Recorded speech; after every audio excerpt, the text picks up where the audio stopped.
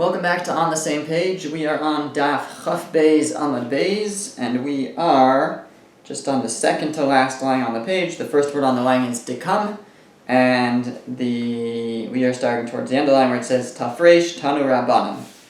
So we've been talking about situations where there's an overabundance of rain. Last week we mentioned that the Gemara said that if you don't daven if you have too much bracha, too much blessing, you don't daven for it to stop, even if it's too much rain, although that we saw was specific to Eretz Yisrael, to the land of Israel, but in Babylonia, where too much rain could mean flooding, lower lands, etc., so there the Gemara said that you would daven for the rain to stop.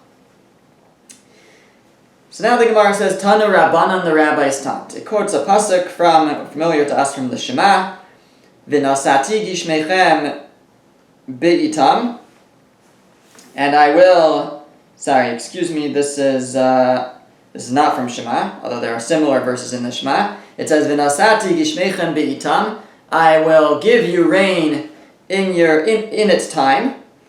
So the Gemara wants to know what's a blessing of rain? What does good rain look like? So it says, lo shechura, not rain that's like, similar to the word shikur, like drunk, not of overabundance of drink, not too much drink. V'lo tzama, not thirsty, not too little rain. Ella beinonis, something in between. That is when the rain is a blessing. Shekozman shagishamim merubin mitashtishin es haaretz ve'ena motzia pears. If there's too much rain, it makes the land muddy and it doesn't produce fruit. So when it says v'nasati gishmechem be'itam, and really it's probably working off the end of the pasuk. The end of that verse says, that the land will give its produce and the trees will give their fruit. And the Gemara is explaining that when is that? That's when you have sort of a middle of the road, average amounts of rain, but not too much, because if you have too much, then it muddies the land and things don't grow. Davar acher, another idea relating to this verse, top of the next page, it says bi'itam. It says the rain will come bi'itam, in its time. Now, when is its time? When is it good for the rain to fall? B'leile revidios uveleile shabasos. On the night of the fourth day. The fourth day is Wednesday. The night would be, I guess, Tuesday night, and on Shabbos night, on Friday night. Why are those the best nights for rain? So the Gemara doesn't explain it here. It just says that this is be'itam. This is the proper time. Rashi says that the reason is because people don't travel on Tuesday nights and Friday nights. Now you might say, I understand Tuesday and Friday nights why people don't travel. It's Shabbos. Can't travel on Shabbos really. But why don't people travel on Tuesday nights? So Rashi just says that it's because of Igeres bas Machlas in Psachim. Because of Igeres, the daughter of Machlas in Psachim, in Meseches Psachim, in Tractate Psachim. Now what's that about? So if you look over there, you learn about how there were, it wasn't safe to travel at night because there were demons and things that would come out at night. And at some point, Rabbi Chanina ben Dosa basically restricted these demons gave them just 2 nights a week, Friday night and Tuesday nights. And those became times that people wouldn't really travel, and so those are the best nights for rain, because those are the only nights where the demons are at. That's what it says in the Gemara in Pesachim. Now the Gemara says, Sheking, and now the Gemara is going to show us that that's enough rain. 2 nights a week is really enough rain. Sheking matzino b'mei Shimon ben Shatach, we find that in the days of the great Shimon ben Shatach, sheyardu lahem geshamim b'leili revius b'leili shabbosos, that it only rained on Tuesday nights and Shabbos night. Ad shenasu chitim keklayos usaorim kigarein zesim va'adashim kedinari zav. And yet, with that amount of rain, it says that the chitim, the wheat, grew like klayos, grew large like kidneys, these big wheat kernels. Usaorim kigarein zesim, and the barley kernels grew like olive pits, also very large for a barley kernel. Va'adashim kedinari zav, and the lentils were like gold dinars, gold coins, very large. So it was a very successful crop, even though it only rained on Tuesday nights and Friday nights.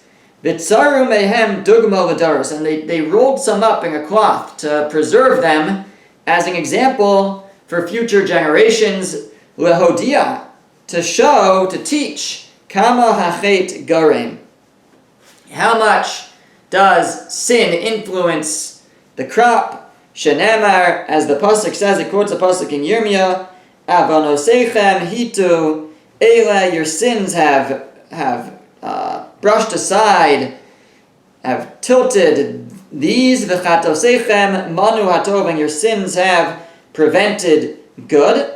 And the preceding verses there in Yirmiyah, the Gemara doesn't quote them, but they speak about rain. So this is said in the context of rain, that you'll have rain. However, your sins will deflect, will prevent the rain. And here, where it was a righteous generation, they had just rain 2 nights a week, and they had a beautiful crop. You see how much is influenced by the deeds of the generation. V'chein matzino b'yemei hordus. The Gemara says we find a similar thing in the days of Hordus, of Hirad, the one who rebuilt the second temple, or at least did some major renovations. Shayu oskim b'binging beis hamikdash. In his time, they were involved in building the temple, the beis hamikdash. V'hayu yardin geshamin b'layla, and it would rain at night when they weren't working. L'machar, but the next day, during the daytime, nishba haruach, the wind would blow, v'nispazru ha'avim, and the clouds would spread out and just be diminished. And v'zarcha achama, and the sun would shine. V'yatzu ha'am l'melachtar, and the people would go out to do their work. V'yadu, and they knew shemeleches shamayim b'yadeim, that they were involved in heavenly work, in rebuilding and renovating the Beis HaMikdash. So this was a heavenly task, and they knew this from the fact that it didn't rain for them during the day. It would rain at night, and then suddenly, come daytime, the clouds would disperse, and the sun would shine, allowing them to go about their work, which showed them that they were involved in a special task of improving the Beis HaMikdash. Okay, now the Gemara goes back to the Mishnah, and it's going to discuss the story of Choni Hamagel. So that we already actually learned the story in depth in the Mishnah. The Gemara is going to bring a brisa which retells the story with some additional details. So just to refresh your memory briefly, the story was it wasn't raining in Eretz Yisrael. They went to the great Choni Hamagel. They asked him to daven. He drew a circle in the ground, and he said, and basically, at first it wasn't enough rain, so he davened more, and then it was too much rain, so he said, this is too much. I want it to be a generous rain, and so eventually Hashem made the perfect rain for him, and that was the basic outline of the story. But we'll see the story again now in the brisa. Tanu Rabbanan, the rabbis taught. There was one year where most of Adar passed and it hadn't rained. So they sent a message to Choni Hamagel, the great tzaddik, and they said, Hispalel v'yerdu geshamim. Please daven so that it can rain. Hispalel v'lo yardu geshamim. He davened and it didn't rain. His tefillos were not accepted. Ag uga ve'amad besocha. So he drew a circle and he stood inside of it. Kederech she'asa Chavakuk hanavi. Where did he get this from? So this was something that Chavakuk, the prophet, had done. Shenemar, as the pasuk says in Chavakuk. Chavakuk is a very short book. It's only two chapters. So in the second chapter it says, Al mishmarti e'emoda. On my guard I will stand, v'esyatzva al matzar, and I'll stand on my fortress, v'gomer, and so on. In the end of that pasuk says, there I will hope to see what you'll say about me and what you'll answer me. So Chavakuk was davening on behalf of the Jewish people, and he said, I'm not moving from this fortress, from this area of protection until you answer me. So the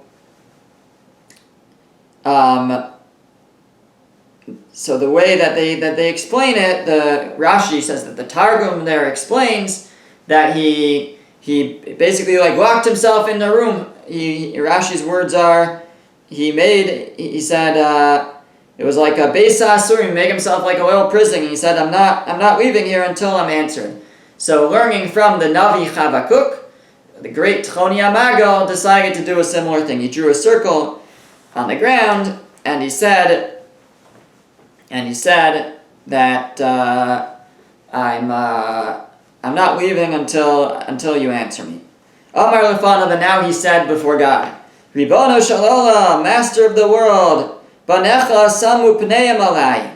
Your children have placed their eyes on me, their faces upon me, their faith in me.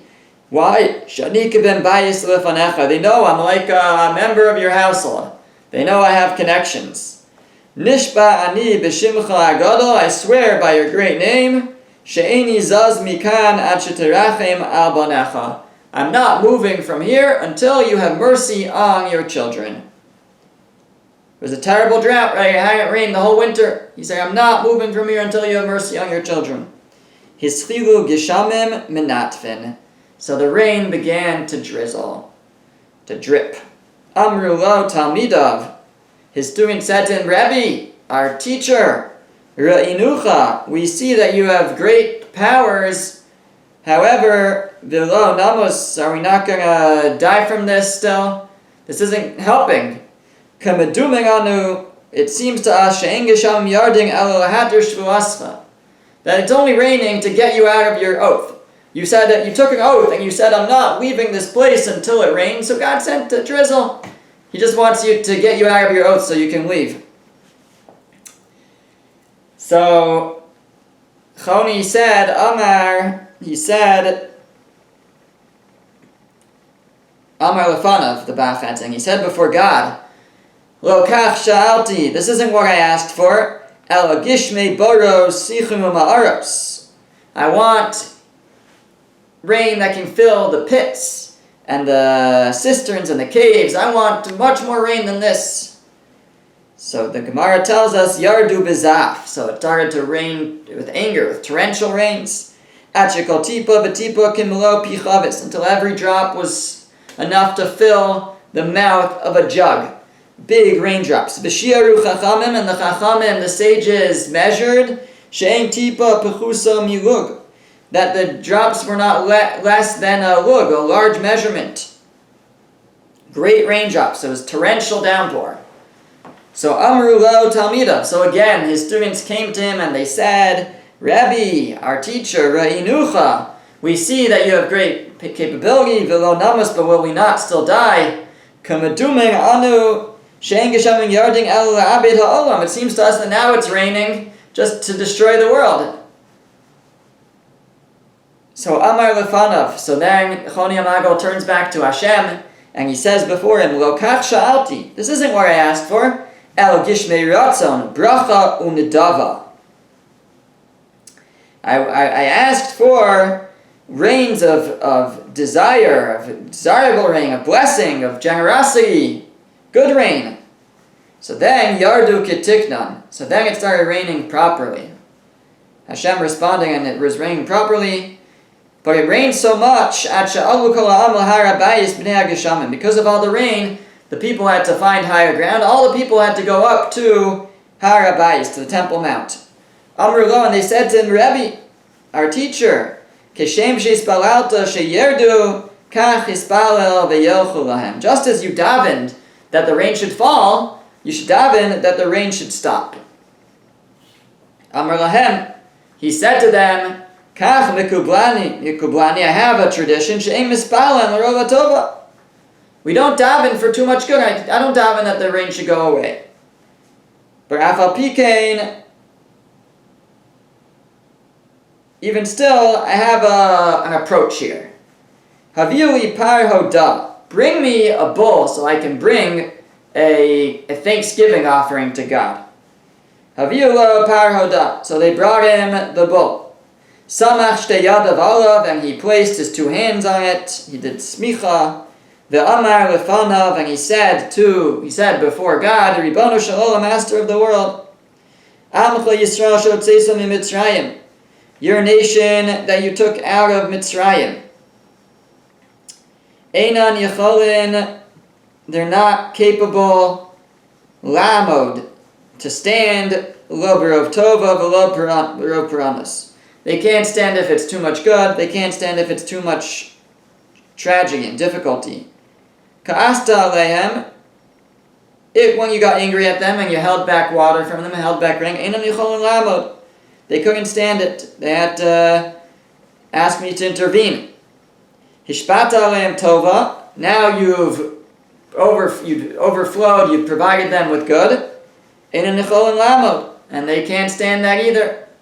Yirata milfanecha, it shall be your will, sheyifseku ageshamim, that the rain should stop, v'yei revach ba'olam, and there should be revach, there should be space, there should be breathing room, relaxation in the world. Miyad, at that moment, nishba haruach, the wind blew, v'nispazru ha'avim, and the clouds spread out, v'zarcha achama, and the sun shone, v'yatzu ha'am l'sada, and the people went out to the fields, v'eviu lahem kameim u'pitrios, and they brought in different fungus and mushrooms, and this was a sign, right? The crops hadn't grown yet; it just rained for the first time. But there was already from this one rainfall, there was a sign of blessing that there were edibles that had grown, mushrooms and the sort, and so they knew that this was a blessing.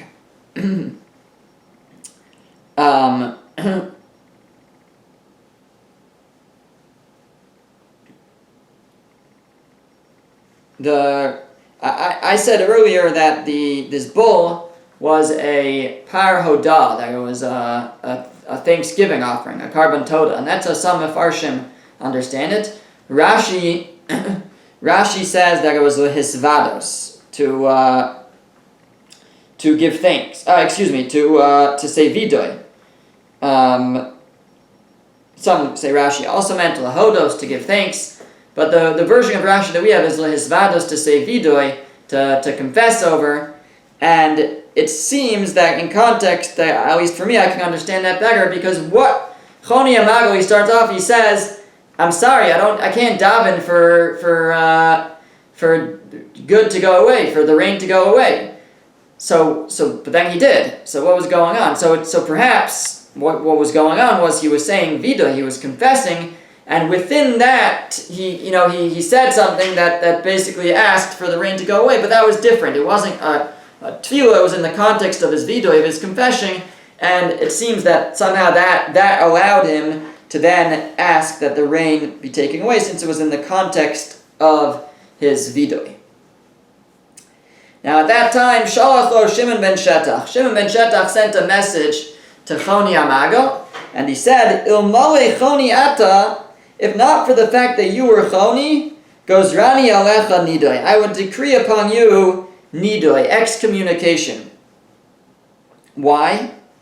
Because we have an idea that minadin al kvoda rab, if a person is disrespectful to the Rav, to the rabbi, the Rebbe, then they're excommunicated. And here, this was God that he was disrespectful to. You were so disrespectful to God that I would excommunicate you, if not for the fact that you're Choni. She'ilu shanim kishnei Eliyahu. If these were years like the years of Eliyahu, shemaftechos kishamim biyado shel Eliyahu, that the keys to the rain were in the hands of Eliyahu. Wouldn't your actions be a chil Hashem, a desecration of God's name? Because in the days of Eliyahu swore by God's name, and he said it's not going to rain. He told, I think, to Achav and Izabel, I believe, the rulers of that time, and he said, it's not going to rain unless I say so. Now imagine, the Gemara is saying, if Eliyahu Hanavi had said that, and then along comes Choni Amago and says, God, if you don't make your ring, I'm not leaving the circle, and he starts davening and against Eliyahu's decree. So that's like that could be a chilul Hashem, one way or another. There's going to be a desecration of God's name. Either Eliyahu Hanavi is going to be contradicting, or Choni Amago is going to be contradicted. So now that didn't happen, but what Shimon Chetov seems to be saying is that at this time, obviously God was withholding rain, and here you come and you're saying, okay, that's it. Hashem, if you don't send rain, I'm not moving from the circle. So that's disrespectful, and you're messing with God's plan here. You're intervening. So he says, Aval ma eselecha. But what should I do with you? I'm not going to excommunicate you. She'ata mischate lifnei hamakom v'oselecha ritzoncha. Because it's you nag and you complain before God, but then he listens to you. So I can't really, ultimately God's listening to you. How can I say that you deserve to be excommunicated? Kiben shemischat al aviv. You're like a son who nags at his father, ve'oselo ritzono, and then his father gives in and does what the son wants. Ve'omer lo. And he says to his father, Abba, Father, holicheni l'yachteni b'cham, and bring me to wash me in hot water. Shatfeni b'tzonim, and then he says, wash me off in cold water after that. Ten li agozim, give me nuts, shkedim, almonds, afarsekim, peaches, virimonim, and pomegranates. And he asks for all these different things, v'noseng lo, and he gives it to him. That's you. That's your relationship with Hashem. You're nagging, you're asking for these things, but Hashem listens. And it's about someone like you that the pasuk says, Yismach avicha ve'imecha, your father and mother will rejoice, v'sagel yolatecha, and your offspring will also rejoice. That you have the special relationship with your Father in heaven, like almost as he described himself earlier. He's like a ben bias. He's a member of the household, and he has a special connection. Special in, and he's like a son, and just like a son will complain and ask for something, eventually the parents will give in. So too, that's your special relationship with God. Tanu Rabbanan, the rabbis taught, Masholchu b'nei lishkas hagazis l'choni amago. What did the members of the high court of the Sanhedrin send to Choni Amago at that time? They sent him a message, and it said as follows. They quoted from the verses in Iyov. It says in Iyov, Batigzar Omer vayakam lach val dirachecha naga or, and he decreed vat yakam lach, and he fulfilled it for you, and you decree vat yakam lach, and it's fulfilled for you, and on your ways light shines. So what does that mean? So they explained, Batigzar Omer, and you decree ata gazarta milamata. You decreed from down here, Choni. You decreed that it should rain. V'akadosh baruch hu mekayim ma'amarcha milamala. All right, and then it says vayakam lach, and it's fulfilled for you, and Hashem fulfills your words from on high. And then it said v'al dirachecha nago or, and on your ways light shines. Dar shahaya afel, a generation which was dark. They were starving. They were in drought. Hayarta b'tfilascha, you enlightened it with your prayers. On your ways, light shines. And then the next verse in Iyov reads, Ki hishpilo, because he has lowered them, Vatomer geva, and you said, get up. So what does that mean? Dar shahaya shafel, a generation that was lowly. They were lacking. Hagba'ata b'tfilascha, you have upraised them with your tefillah, with your prayer. So that's what the verse says, Ki yishpilu, when they were lowered, Vatomer geva, you said, get up. With your tefillah, you were able to raise them up. V'shach, the end of that pasuk says, V'shach einayim yoshia, the downcast, one of downcast eyes you saved. Dar sheshach ba'avono, a generation which was downcast in its sins. Hoshato b'tfilascha, you saved with your tefillah. You saved through you bringing rain with your tefillah. Then the next verse says, Yimalet inaki, he will help escape the one who was not clean. Meaning, Dor shelo haya naki, the generation which was not clean of sin. They were dirty with sin.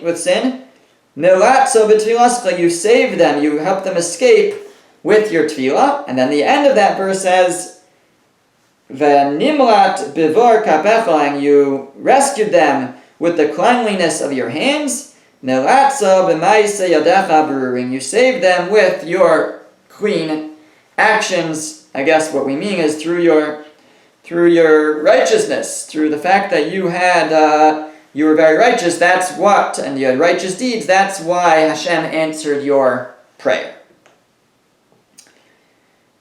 Now we have another idea about Choni HaMagal. Amar Rabbi Yochanan, another story, fascinating story. Rabbi Yochanan said, Kol yamav shaloso tzadik hayim mitztayir al mikra zeh. All the days of that righteous person's life, he was very bothered by the following verse. It says, Shir HaMa'alos B'shuv Hashem Es Shivas Tzion. This is the song on the steps from Tehillim. B'shuv Hashem Es Shivas Tzion, when Hashem will return the exile to Zion. Hayinu Kecholmim, we were like dreamers. When we will come back, right, this is really a prophecy on the future return after this is in Tehillim, but it's a prophecy of the people returning to Eretz Yisrael after their exile to Babylonia, Babel, and Persia. So it says, after 70 years, right, when we returned to Zion, we were like dreamers. The whole thing was like a dream. The 70 years were like a dream. So, Amar, does anyone sleep and have a 70-year dream? Why would we say that those 70 years were just like a dream? He says, is it possible to have a dream that's 70 years long? That really bothered him. So one day he was walking on the road. He saw a person planting a carob tree. Amarle, he said to the man, Hi, kama shnim toin. You're planting a carob tree. How many years does it take before it bears fruit? Amarle, the man said, at shivin shnim. It takes 70 years. Amarle, so Choni HaMagal said to the man, Pshita dechaya shivin shnim. Is it so obvious to you that you're going to live for 70 years, that you're going to plant a tree hoping to eat from its fruit? Amarle, so the man said to him, Hi Gavra, alma b'charuva ashkachte. This man, meaning me, I came to this world and I found carob trees planted. I found a world with carob trees in it. Kiechi de shasli li avhasi, shasli nami livrai. Just like my ancestors, my fathers planted carob trees for me, because it wasn't for them, so too I am planting one for my children. That's why I'm planting a carob tree. Okay, that's what the man told him. So Choni HaMagal, Yasiv Kakarach Rifta, he sat down and he started to break bread. He was going to eat. Asale Shinsa, he started to fall asleep. Nim, or Shinsa Nim, he started drifting off. Ahadar Le Mishunisa, the tooth of the rock, basically a rock covered him. The rock grew out of wherever he was, the land there, and it blocked him off. Ichsi me'ena, and he became hidden from vision. So he fell asleep here, and nobody could see him there. Nobody would be able to find him because a rock had grown over him. V'nim shivin shnin, and he slept for 70 years. Kikam, when he woke up after 70 years, chazia. So there's your 70 years. He now knows that you can dream, you can sleep for 70 years, or he doesn't know yet because he has to figure out that he slept for 70 years. So Kikam, when he got up, Chazialu Gavra Dahava Kamalaket Minayu. He saw a man taking fruit from the carob tree. Amarle, he said to him, Atu Desha Salte, did you plant that carob tree? Amarle, he said to him, Bar Bre Ana, I'm the grandson of the man who planted the tree. Amarle, so he said, Shma Mina Denaimi Shivin Shnin. So I learned from this that I must have slept for 70 years, because now the carob tree is fully grown, I must have slept for 70 years. He saw that his donkey had born two generations of donkeys, much offspring. Much time had passed, and now he had much offspring. He went to his house. Amar lahu, and he said to them, he knocked on the door, he said, Brei dechoni amago mikayim, is Choni Amago's son alive? Amrulei Brei Leisa, Bar Brei Isa. They said to him, his son is not alive, but his grandson is. Amar lahu, he said to them, Ana Choni Amago. I am Choni Amago. It's me, I'm back. Lo himnuhu. They didn't believe him. Azal beis hamedrash. He went to the beis medrash. Shaminu rabbanan de ka'amri. And he heard the rabbis talking, and they were saying, Nahiran shmaitzin kibishnei Choni Amago. This topic, this sugya, is as enlightening as in the days of Choni Amago. The legend. It's known that when Choni Amago would come to the beis medrash, any question that the rabbis had, he would answer. So he heard this, they're talking about Choni Amago, they're talking about him. Amar lahu, so he said to them, Anan you, it's me, I am Choni Amago, you're talking about me. Lo himnuhu, they didn't believe him. And they didn't treat him with the respect that he deserved. They thought he was some crazy off the street. Chalash daite. His mind became very weak. He was very saddened by this. They don't know who he is. He has no identity. Bayirachami umis. So he davened for mercy from Hashem, and he died. Amar Rava. So Rava said about this, Hainu damriyinshi, that's what they mean when people say, O chavrusa, O misusa, either a friend or death. If a person doesn't have any friends, it's as bad as death. If a person has, nobody knows who he is, no identity, no friends, no family, so that's a difficult state to be in, and that's why Rava says people say, O chavrusa, O misusa, I'd rather to have a friend or I'd rather death. And here, since Choni Amago did not have a friend, he had nobody who knew who he was, so he chose death. He didn't kill himself, but he davened, and Hashem took his life. Okay, we'll continue here we'll learn a bit about the offspring, the descendants of Choni Amago.